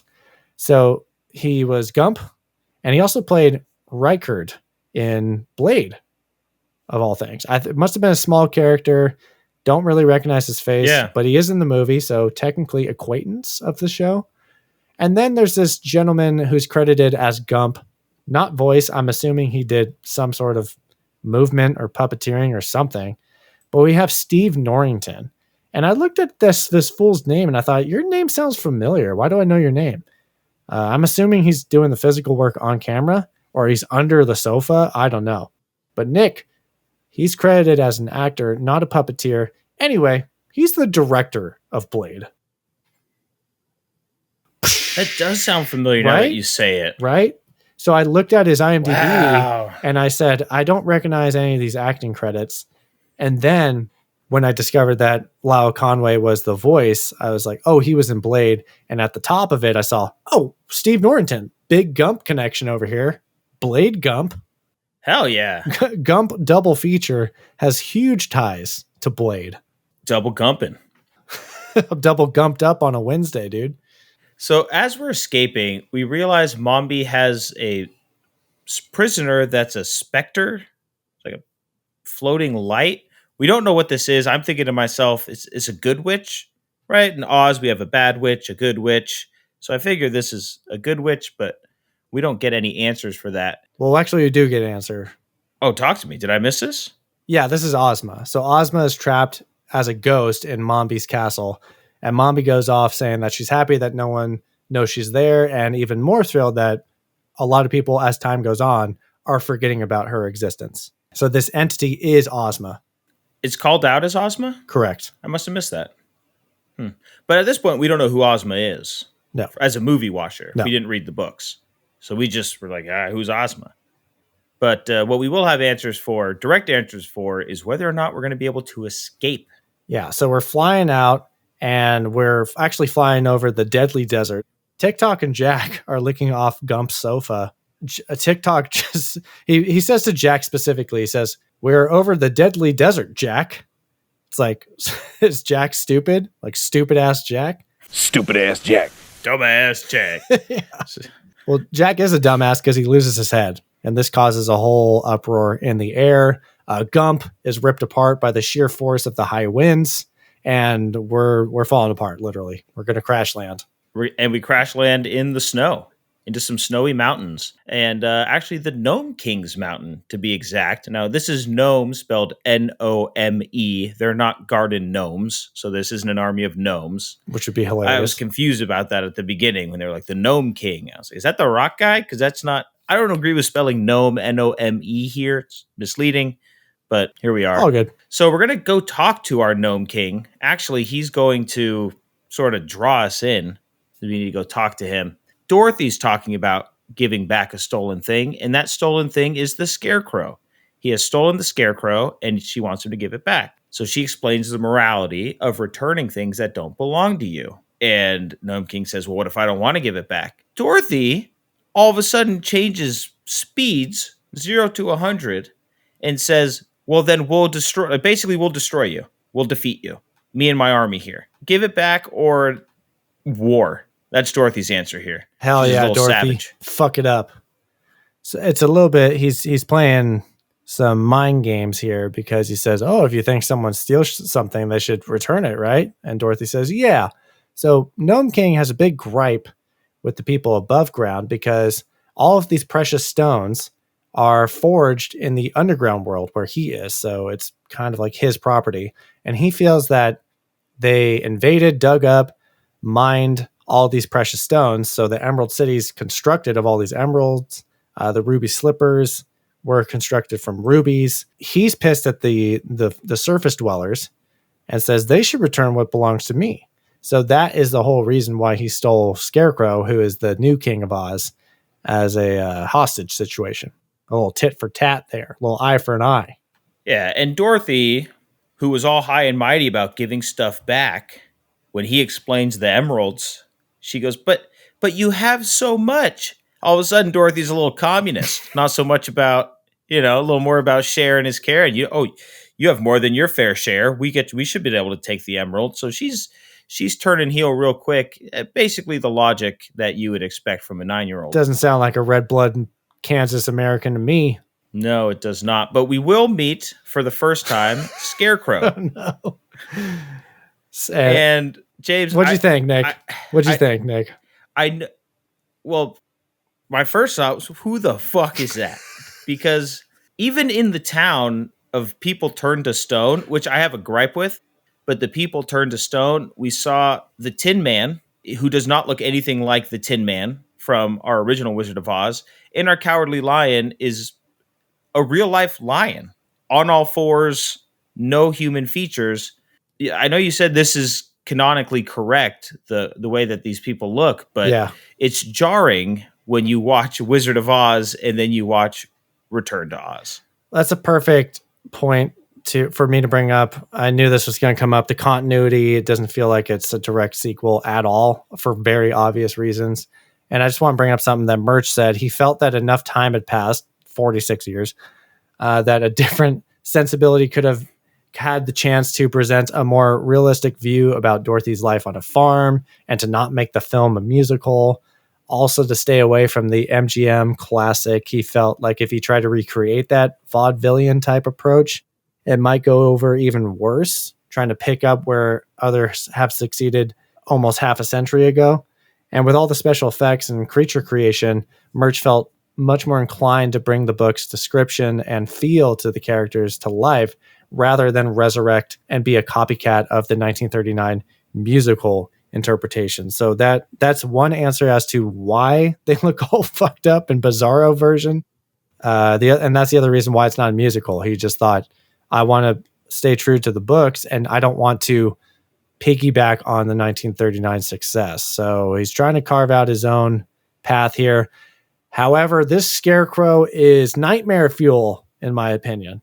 It's so awful. So I thought the OG cast was kind of nightmare fuel-ish. I was like, it's very uncanny valley. Just this guy's face blends into a burlap sack mask, and he's looking all weird and stretched out. Lion, again, just I don't like furries. So this one is a lot more, I'll say, out there, bonkers, bizarro, different for sure. But Scarecrow's he's looking fucked up. It looks like a children's Halloween decoration.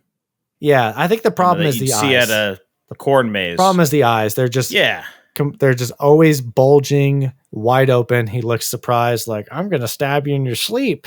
So that's a really good point. So they're always wide open. So none of these characters actually portray any human characteristics. Like they don't blink. Their like mouth doesn't move when they talk. Even Jack-o'-lantern. It's yes. Jack, it's weird. Jack Pumpkinhead, thank you very much. But Scarecrow, Jack Pumpkinhead. I don't know if you noticed, but Scarecrow has two heads. He has his basic smile face, and then he has his shock face, kind of like Jack in the Box, the mascot. Yeah, like when you cut away and you cut back, it's a different face. They would put the scared face on certain scenes and the happy face on certain scenes. But I just want to point out something from the books and the movies. So Scarecrow is the King of Oz in this movie, but in the book Ozma, Dorothy actually, when she washes up to the land of Evie, it currently doesn't have a competent ruler because its king committed suicide after selling its family to the Gnome King. Wah, wah. So they decided to forego that for this already dark movie and just move along with Scarecrow being king. And thank God he instantaneously goes away in the form of an ornament. Yeah, so the Gnome King has some incredible powers. He turned Scarecrow into an ornament. He's turned a lot of folks into an ornament and will continue his ornament reign of terror. When he sees how upset Dorothy is, he offers her a chance to get him back. And all of a sudden, Gnome King turns into Saw. He's like, you want to play my little game if you want to save your friend? So the options are she could play this game, or she can go home, back to Kansas. He'll make her forget all about Oz, solve all of her problems. But Dorothy has a lot of resolve. She's ride or die. She's going to find Scarecrow. So the way this works is Scarecrow was turned into an ornament and put into this collection room, right? This mini museum, if you will, of relics. And we don't know what he was turned into. So if Dorothy can go in there and guess the right ornament and say Oz while she's touching it, she has 3 chances to do this. And if she guesses correctly, she gets to save her friend and leave. If she doesn't guess correctly, she also turns into an ornament. So pretty high stakes. He doesn't say that. They have to learn the hard way with Gump. Gump's always the butt of the joke. So she thought it was just her, but everybody's going to have to make this deal. Yeah. Gump goes in first, and he turns the stone, and the king says, oh, he turned the stone. And Dorothy says, you didn't tell us that was a punishment. And he says, you didn't ask. And the king is King's smoking rocks, and I don't mean crack, but he's smoking, like he's got a pipe, and he's just smoking rocks. And he's also wearing the ruby slippers. These ruby slippers, when Dorothy went home in the original movie, this is what the Gnome King explains to us. He says the ruby slippers fell out of the sky when Dorothy wished to go home. So they landed in his possession, helped the king take over the land of Oz because they got hell of frickin' powers. And he actually thanked her for the slippers. So that is how he had his rise to power. It was because of Dorothy. Now, James, can I tell you a fun fact about these ruby slippers? Oh, please. In fact, Disney had to pay MGM for the use of these ruby red slippers. So in the original canon of Oz, these slippers, I believe, were silver. And MGM decided to make them ruby because we had to show off Technicolor. Mm-hmm. Look at this ruby red. Oh, they're shiny. They look gorgeous up on a screen. So ruby red slippers were actually the intellectual property of MGM. So even though Disney got the rights to all of Oz, that did not include the rights of the ruby red slippers. So they actually had to pay MGM to use these ruby red slippers in this movie, which is crazy. That's another reason just to reboot it, because not only do you have to, you're trying to make connections to a 46-year-old movie with the fallen house and the ruby red slippers, just reboot it. I mean, they couldn't, I don't think they could do it with the first book, because maybe MGM was still had their film rights to The Wizard of Oz or whatever the first book was titled. But Disney had the rights for all the other 13 books. So they thought, oh, better make it a sequel. But I don't know. They felt the need to connect it. Yeah. So the whole idea of Disney and Murch thinking it's 46 years later, that audiences won't remember, we can reboot it. Well, then why are you calling back to this very specific thing from that movie? It's like the action doesn't match the words. The words are, I wanted to do my own thing, but the action was, but I still want to draw the old audience in here by making it still very Oz-centric. Tough. But what's even tougher is that after Gump goes down in stone, up next is Mr. Pumpkin. Stupid ass Jack Pumpkinhead. And we never had hope for Jack Pumpkinhead. Never he had was never chance. going to do it, and subsequently turns to stone. Now, our third is going to be TikTok. And something to notice during this is Gnome King goes from a face on a rock wall to now a full-blown animated human, practical costume on. So as the souls are getting devoured, he is becoming more human. So he returns to form after stealing the soul of a fucked up moose couch that's been alive for 30 minutes. Yeah, not even a real thing. So that's interesting because Jack Pumpkinhead and Gump were just inanimate objects, but they have souls from the powder of life. So would the powder of life be an infinite power glitch for the Gnome King? He could just keep animating things and turning them to stone and gaining more power. Yeah, that'd be a hack. Definitely a cheat code. Yeah. He should exploit that. That is a hack. So TikTok goes in third. He's had this whole running gag that he either runs out of thinking power and he needs to be wound up, or he runs out of motor skills power and he needs to be wound up. He actually has a big brain strategy. He pretends like he ran out of power, and one of the rock minions says, he's just standing still in the middle of the room. And Dorothy's like, oh, I need to go power him up. So he sends Dorothy in. But Nick, TikTok, big brain TikTok over here, he's not fucking around. He's got a plan to save the day. Yeah, he knows he's going to pick wrong. But now that Dorothy's in the room with him, she can witness what TikTok turns into to help give her a clue of how to find Scarecrow. The problem is he guesses wrong, turns into an ornament, and we never see what he turns into. Flashbang. So never see it. All for naught. So she is none the wiser about what this ornament looks like.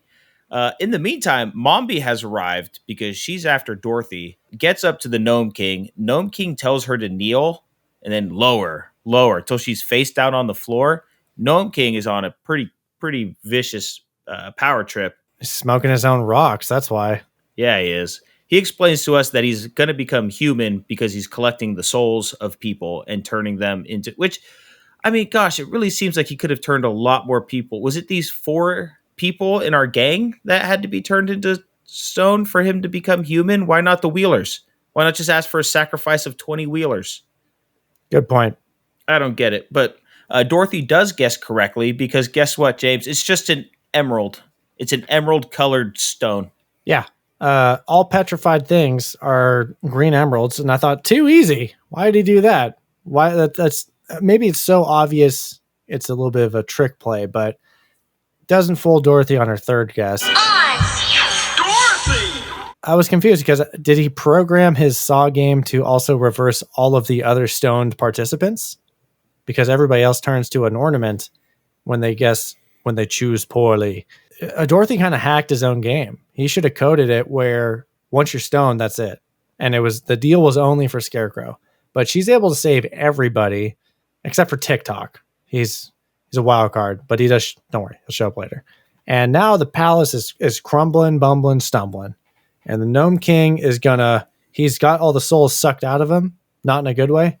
And he's back to claymation rock form, which Nick, I see you wrote here is his final form, which I don't think was the goal of his final form, but it seems to be the most powerful. As the He's memes a giant say, rock golem. Yeah, I feel like you'd want to be big rock monster as opposed to lame ass human, but I don't know. Maybe he just wants to be mortal and die. But he does turn into a giant claymation rock, and he is what's he going to do here, Nick? Well, the deal was, if Dorothy wins the game, she gets her friends and gets to go home. But that's not the case. So he breaks the deal, and now our question always is, will he spin the wheel? And the law says, bust the deal, face the wheel. Bust the deal and face the wheel. He will, but not before he just eats Gump. I think he eats the sofa portion. I think they saved the Gump sentient head. Don't know if the sofa's sentient. Don't know how the powder of life works. I'm scared. But he just gobbles down the sofa. And then he's going to eat Jack. But Bellina's been missing for quite a while now. And I thought, where the hell did Chicken go? Chicken has been hiding out in Jack's big-ass pumpkin head this whole time.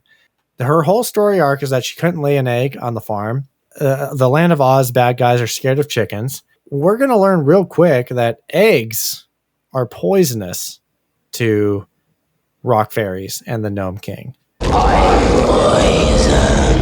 Now, I do need to point out this is canon. This is from Ozma of Oz yet again. So in the book, by exploiting the gnome's fear of eggs, the Oz people are able to capture the magic belt. So instead of with ruby slippers, he has a magic belt in the book, which gives him his powers and kind of protection spells. And they escape the Gnome Kingdom with the royal family of Ev. So this is what in the book, they're saving the family of the suicidal king that sold him to the Rock King, but this is the Scarecrow in the movie. So again, this is not it's out of left field to the average casual viewer. But again, this is technically from the books. Very weak weakness from the original authors. Kryptonite, I'd say it's just like Kryptonite. Kryptonite is bullshit in Superman. It's just Superman's just all powerful. It's like Kryptonite. That's going to bring him down. That the eggs are Kryptonite for the Gnome King. So technically canon from the books. A little bit of a too easy quick fix here at the end here, though. So she lays an egg, kind of funnels down Pumpkinhead's hole, his little hole top, and drops straight into the Gnome King, and he gets snapped. He spins the wheel, my friend. He broke the deal. He spun that wheel. He spins that wheel. Oh, no, dear. Just like that, like you were saying, it's instant death resolution, which is always nice. So Dorothy gets her slippers back, and she makes her wish, which is to put everybody back to Oz, make all the citizens of Oz come back to life. Reverse snap. Yeah, rebuild the Emerald City. So yeah, we do the reverse snap, and now we're back in Oz. And our crew is back. We basically get the ending of Star Wars. Thank you. It reminded me of New Hope when everybody shows up on the stage. And it's funny because TikTok is actually looking like a short, fat C-3PO in the scene because he gets all polished up. So he's looking extra gold when he's, I think, usually copper or something. So he's looking like a Spaceball C-3PO. Everyone's parading up to the stage. Dorothy is riding on the Cowardly Lion, who... Yeah, it's just a regular lion. Obviously, it's not a real lion. It's a fake lion with these just haunting eyes. His eyes look like they are praying for the sweet release of death. Dorothy wishes that she could be in both places at the same time. She says, I gotta go back to Kansas and meet up with my fam. At this time, the same girl from the insane asylum shows up, and this is revealed to be Ozma, the princess of Oz. She's actually she's the rightful heir. She was the daughter of the true king of Oz before the wizard came and fucked shit up. Yeah, what's up with the wizard? Oh, like we don't, before that wizard came. yeah, we don't know what happened to him. We don't know what happened to the Glinda, the good witch. The witches are gone. There's no wizards. It's all just headless bitches and rock people and chickens. We learn in the movie that Mombi enchanted Ozma into the I just call it the mirror dimension from Doctor Strange. Yep. But we did actually first meet Ozma in the mirror in the real world. But I think we both have questions of how did she get into the real world? She was trapped in the castle of Mombi, but she was able to transcend into our reality. Not sure. We're going to not get bogged down in that. But Jack's got his mama because he recognizes Ozma right away as his true mom, which is weird. Which is also weird because Ozma's 10 or 11 years old. So we still don't like that. Dorothy wishes that she could be in both places at the same time. And Ozma is going to essentially let her fast travel between the real world and Oz whenever she wants. Bellina's going to stay. They give these really sad goodbyes. Don't know why they're sad goodbyes, because now she can go back and forth between Oz and the real world whenever. So it's more so, hey, I'll see you next weekend instead of tearful goodbyes. That she gives Lion a goodbye, Lion again with his dead eyes full of anguish. Just it's like, I didn't even get to talk to you, so I guess this is fine. And we snap back to reality. Oop, there goes gravity. Gravity's James. gone. And Dorothy's going to wake up in the river that originally transported her to the land of Oz. We find that insane asylum has burned to the ground while Dorothy was out. And Dr. Worley, who is our real-life counterpart of the Gnome King, he died in the fire. Oh. Rest in piss. You won't be missed. Rest in piss, my friend. Toto comes running up. So Toto was just missing from this whole movie, but this Toto dog's pretty old in this movie. So Toto aged in the 6 months between Wizard of Oz and Oz took a strain on him. When Dorothy reversed aged, he double aged. So that's not good for Toto. We see our real life counterparts very similar to the original, right? We can tell that Nurse Wilson is our evil witch, and she gives a really ominous stare down at the end as she's being, I think, arrested and taken away. We go back to Kansas. The house is finally finished. Our good old Uncle Henry wasn't finishing it because he had a broken leg, but all it took was Dorothy's near-death experience to really motivate him. So now the house is finished. And Dorothy's up in her room. It seems like her parents are no longer concerned about the whole Oz incident and her insanity, even though she's probably 10 times worse. Dorothy sees Ozma in her mirror in her room, and all she wants to do is call her Aunt Em up there to prove to her family that she's not insane. And Ozma gives her the, shh, you can't tell anyone. We get some victorious music. We get the house, the Kansas house, as we pan out with credits over it. And James, that's Return to Oz. And we hit credits. That's Return to Oz from 1985, directed by Walter Murch. All right, well, that's the plot. So like I said at the top of this, Nick, I did throw out my talking points in the beginning. And the question was, if this is real, how does this work? And if this is all in Dorothy's head, how does this work? And what do you think is happening in this movie? Yeah, I'm going to stick with my theory from last episode, where this is real. This is, assuming everything, let's just forget how different Oz looks and the characters look, and let's put that to the side for a second. And with that to the side, I would say, I think this is real. She is getting dragged back into this dimension. In some ways, these two dimensions, these two realities there's a rift in them. There's an opening that they are able to commingle, and Dorothy is still Dorothy in both realities. She is not an insane person. She is actually being dragged into this world of Oz. So that opens up so many cans of worms, because it's way easier to write something off and say this bitch is crazy. It's all in her head. Case closed. Now you say it's real.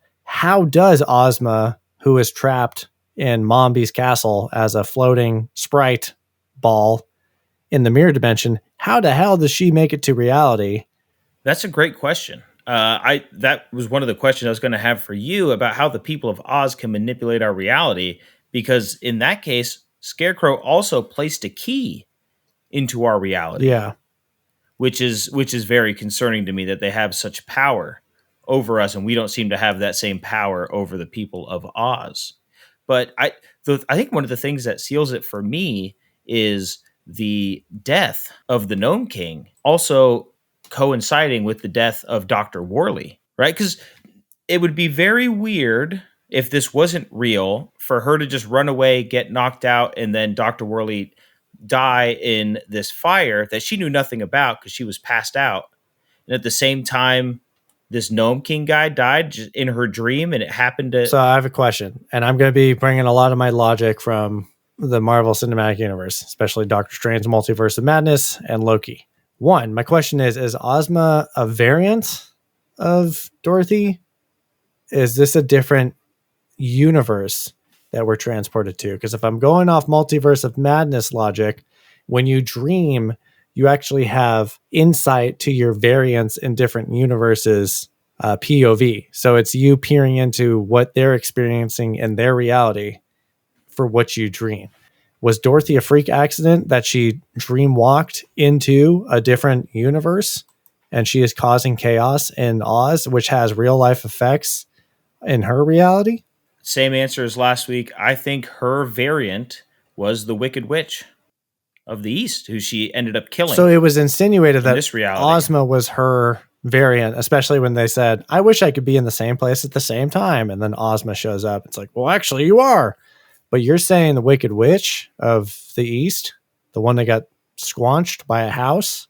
That was my take last week. I'm going to have to think about this for a second, but I think Ozma is just a sorceress who can walk between realities. Dreamwalker, like the Scarlet Witch. Sure. Now, as far as physical objects transporting from one reality to another, like the key, if it were something like Loki, you would need what is called a tempad, which means you can traverse through different universes, walk into a different timeline at any point in time. So how did that happen? Was there a rift in the sky that just dropped a key? Well, I'm just thinking about it now. The key was found in a pile of hay. What is Scarecrow made out of? Hay.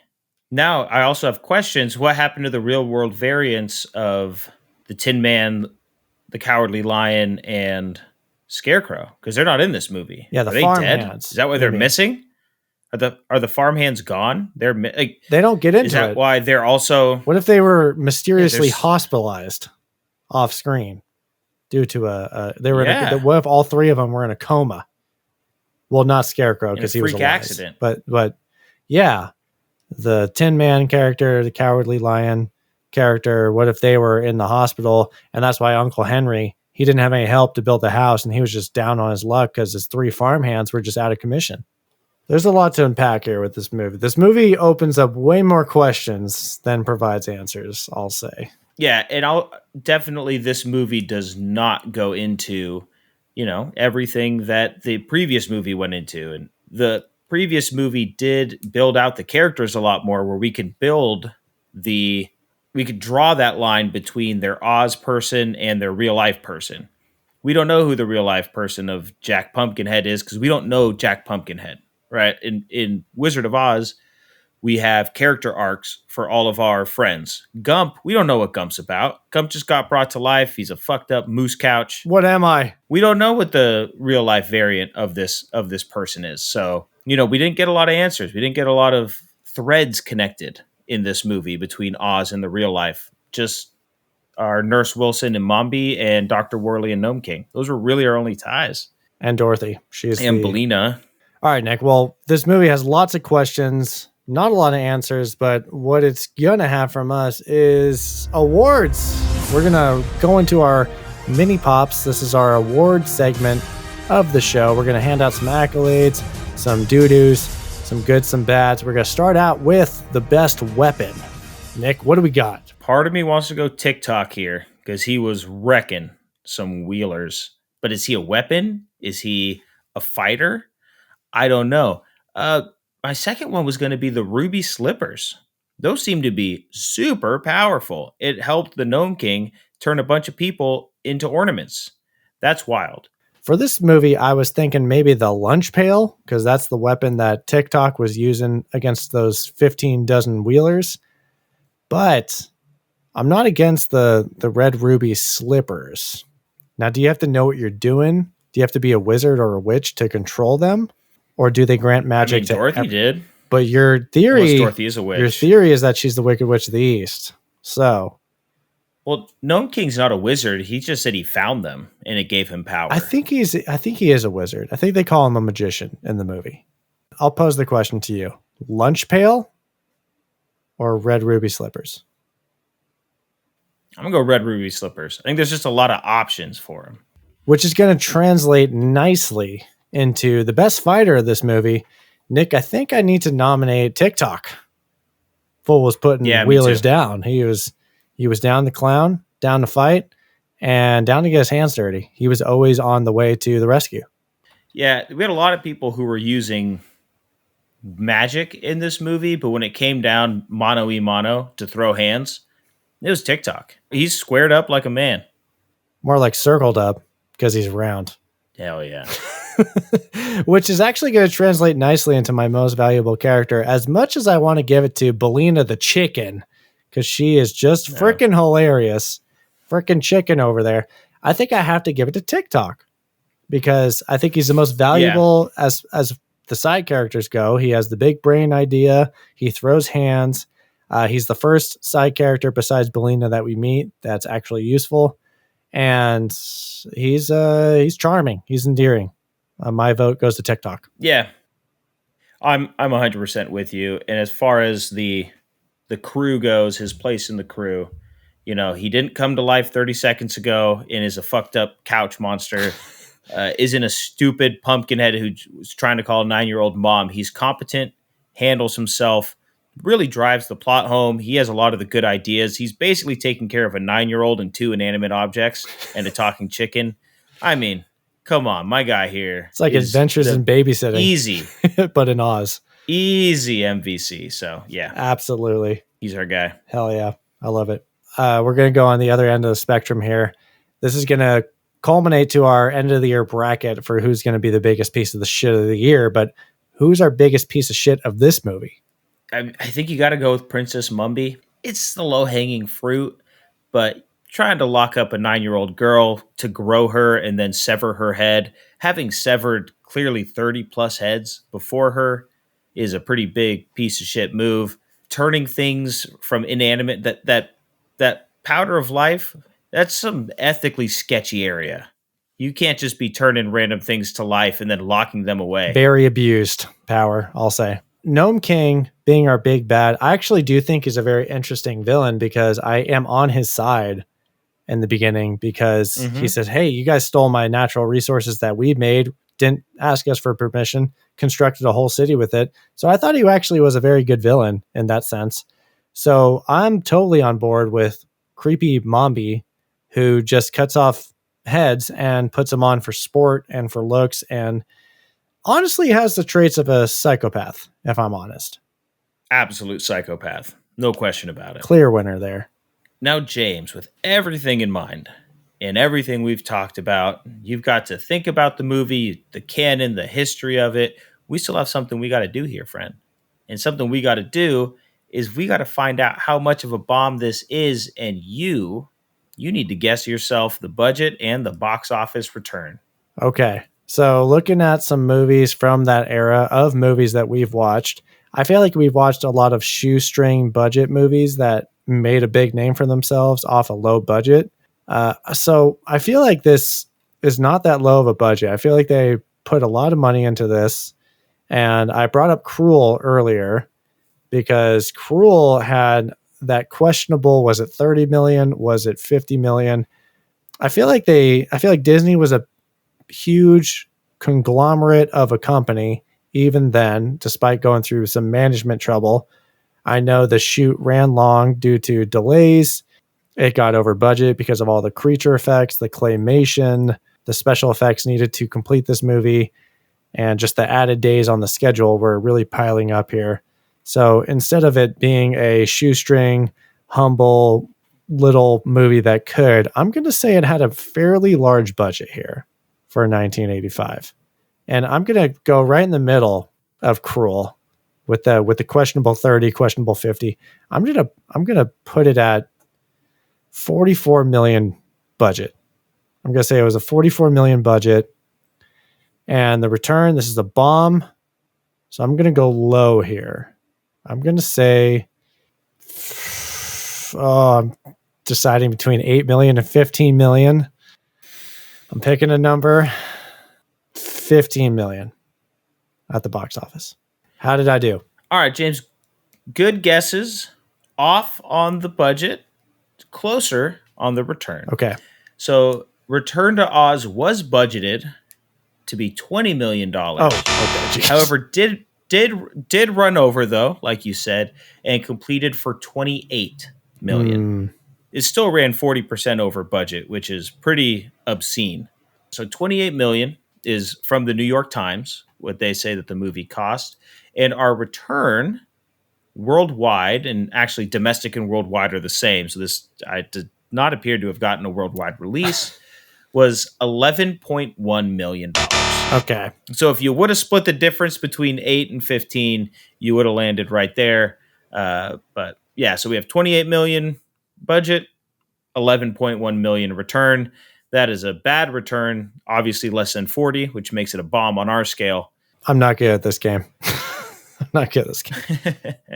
Well, let's wrap up our talking points, our award sections, with our sarcastic selling point. Nick, I'll go first. Have you ever seen Bush World Adventures on Adult Swim? It's an Australian bizarro version of Rick and Morty, where they look a little bit off and off-brand and something's not right and you're getting weird feelings from it. So my sarcastic selling point is Bush World Wizard of Oz. Nice. I said Wizard of Oz, but we can't decide if we want to do a reboot or a sequel. Final review. Fight. Final review time. Here we go. Let's talk about what the other guys are saying. We're going to start out with Rotten Tomatoes. And the critics, they're going to give this a 58% like rate. So 58% of the critics thought that this was a good movie. And then the audience has it as a 71%. So the audience liked this. Hell yeah. Let's go, audience. Metacritic is going to give it 42, which is going to translate to a 4.2. And I want to point out something I think I shouted out in the Wizard of Oz review.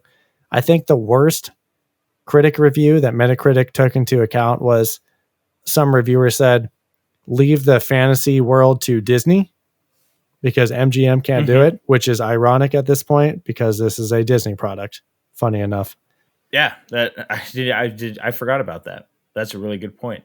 The people here have it at a 7.5, so the audience is pretty consistent there in the sevens. Which is funny because when I checked this at the beginning of the year, it was a 7.6. So someone had a problem with it in between now and last January. I wonder why. And now our reality jumping, TikTok thumping, sofa gumping, pumpkin bumping, score. Brought to you by a freaking chicken from IMDb, a 6.7. Woo! On the same page, and video style. And that's on video, so y'all know that it's real. We're doing it for real. There's no camera tricks going on here. Get the hell out of here. Okay. So Don't even start with me. That's what the other guys were saying. Now it's time to get into what we are saying with our laughable log lines, our popcorn points, and our final thoughts. Nick, you have the pleasure of going first. Hit me with your laughable log line. I sure do. All right. My laughable log line is quite simply this. Dorothy is back, but not the Dorothy you know, with a more annoying cast of characters to beat up a rock. For me, this is a 2.2. Oh, it's a 2.2. Oh. Yeah, this is not a good movie. It's an empty bag for pretty simple reasons, and we went over a lot of this. I think you knew this movie wasn't really hitting me where good movies usually hit me. So it really comes back to the way you tied yourself to the original Oz really hurts you. I think I'm okay with reboots. I'm okay with a reimagining, especially when I find out, this is closer to canon. This is actually what the characters were supposed to look like from the beginning, but you can't retcon it like that. I think they just did it poorly. Again, if you wanted to come in and you wanted to make it something new and you wanted to make it a new story, new characters, reinvent the characters, that's completely fine. Reboots are not a crazy thing. They weren't a crazy thing in the 80s either. It's not like it's a time frame deal for me. So, calling back to the house, calling back to all of these characters, calling back to all of these moments, the ruby red slippers, I think you were scared of your creation. And so you use the old popular Wizard of Oz as a bit of a crutch. And that hurts me. Now, the 2.2, definitely a lot of that comes from the following of canon, albeit from the way you were explaining it during plot talk, they were really mixing and matching the canon and what stories came. And so even from that standpoint, you weren't trying to, there wasn't a sequel in mind to this, in my opinion, because you pulled from so many other stories. You weren't trying to follow some storyline of the Oz books. You were just, in my opinion, Murch may have been a huge fan of Wizard of Oz, but I think Disney knew, hey, we have the rights given up to this in 5 years. Let's try to make some quick cash. Did they make some quick cash? No. Right? In the Wizard of Oz, our characters developed. They had a reason for why they were this way they were. Scarecrow wants a brain. Tin Man wants a heart. Cowardly Lion wants courage. What did Jack want? A mom. And then his mom randomly shows up after calling a 9-year-old his mom. Gump, we don't know what Gump wanted or what he was trying to do with his life. What is Gump?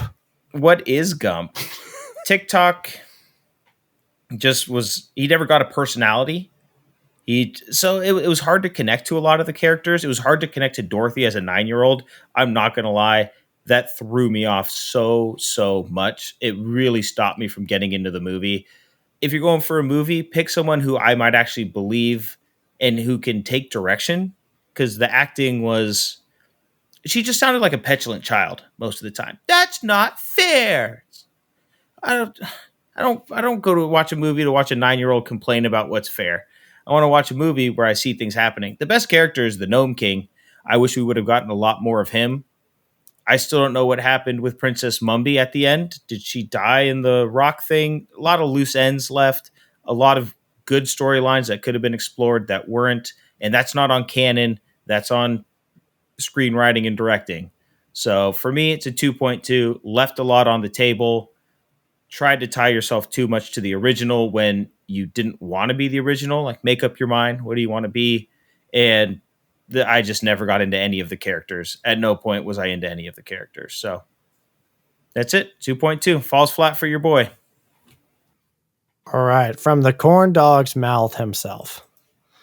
So my laughable log line for Return to Oz is, Dorothy is suspiciously 7 years younger 6 months later after her first trip to Oz. This time she returns to a dystopian wasteland version on a quest with the B-team side characters to retrieve magical ruby slippers she stole from a witch in the last movie after she killed her with a house from an evil giant rock. Nick, I'm going to hit this with a 6.69.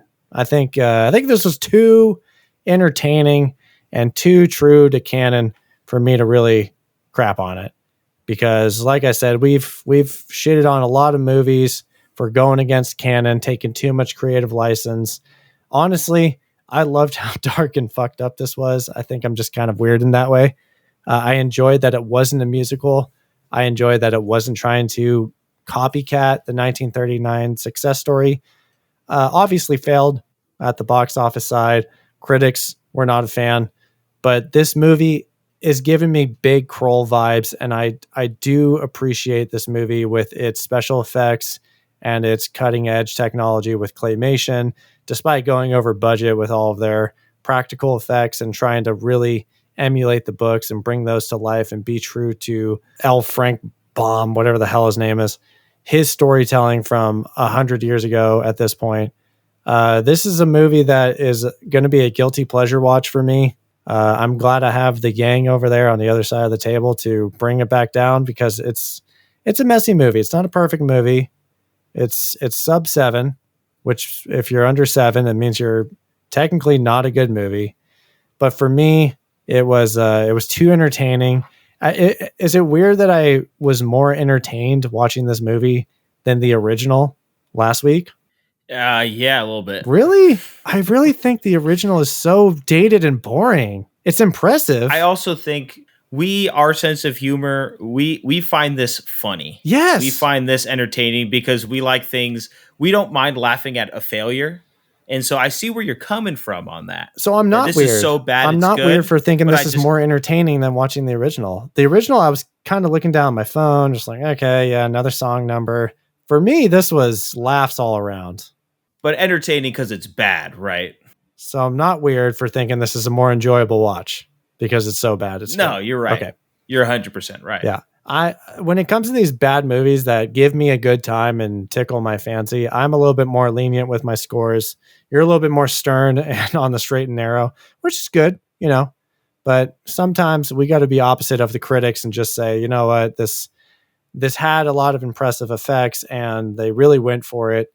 And when it's below 5, below 4, I'm really trying to find reasons from the creatives and how they fucked up and how they went against canon, or they just abused the actors or the work schedule. If it was that with Wizard of Oz, if it wasn't so iconic and great, I would have tanked that score based on the treatment of the actors and the crew. Are you fucking kidding me?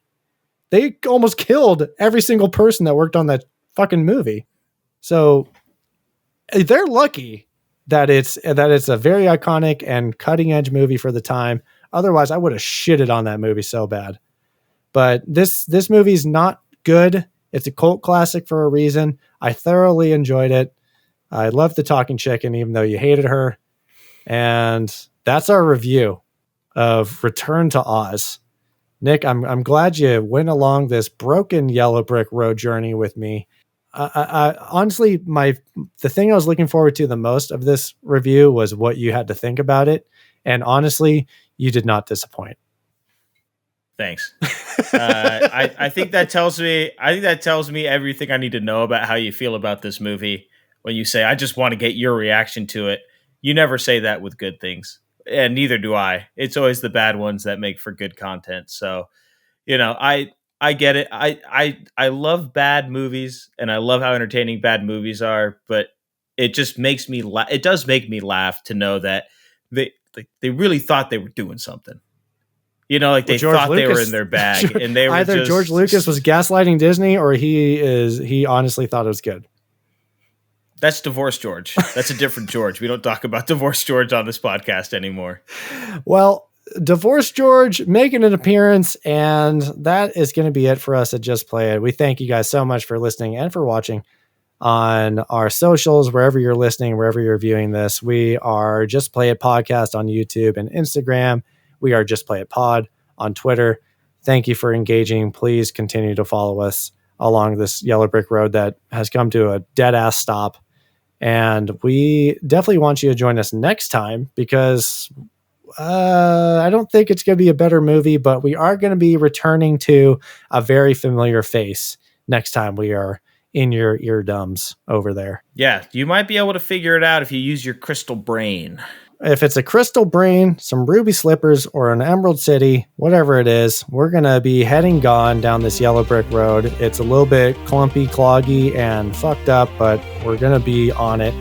So remember, if you think it's a good idea to return to a story 46 years later, you better make sure you do it correctly, or just make it dark and twisted and effed up, and at least I'll have a good time doing it.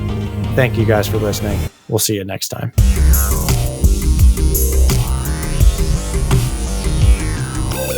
Oh, great. Who is this pumpkin head? He's smoking his own rocks. That's why.